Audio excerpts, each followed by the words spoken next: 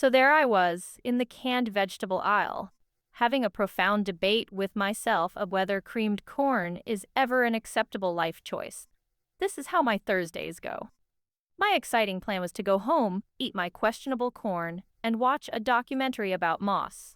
I was turning into a very serene, very beige version of myself, and I was mostly okay with it.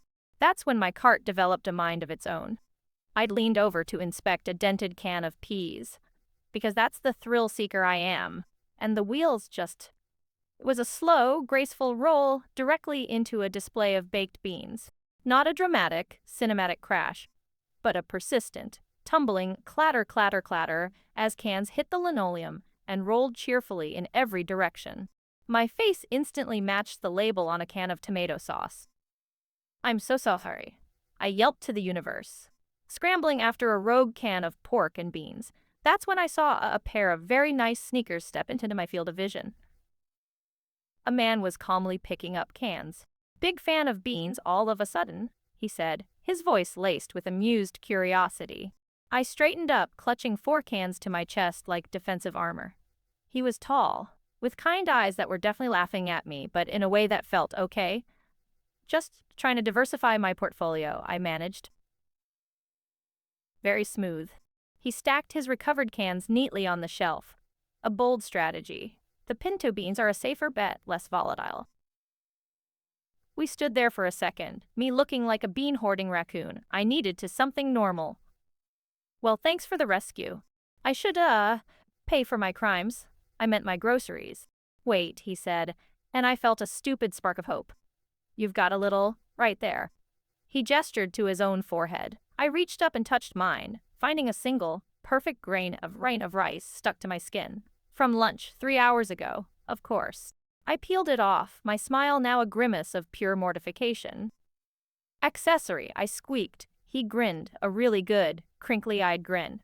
I fled to the checkout, my heart doing a weird salsa beat.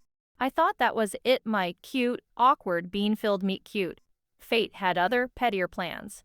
As I wheeled my busted cart into the parking lot, I spotted him loading bags into his car.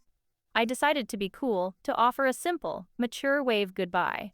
But my hand, in its nervous enthusiasm, jerked up and smacked the strap of hers, which sent the whole thing sliding off my shoulder. I fumbled the catch spectacularly. My purse exploded like a piñata of personal shame, lip balm, receipts, a single rogue peppermint, and of course the creamed corn, which hit the asphalt with a decisive thunk. He saw it all. He was already walking over. He asked, starting to gather my things. "Just practicing my juggling routine," I mumbled, shoving everything back in. "It's going poorly." He handed me the creamed corn, our fingers brushing.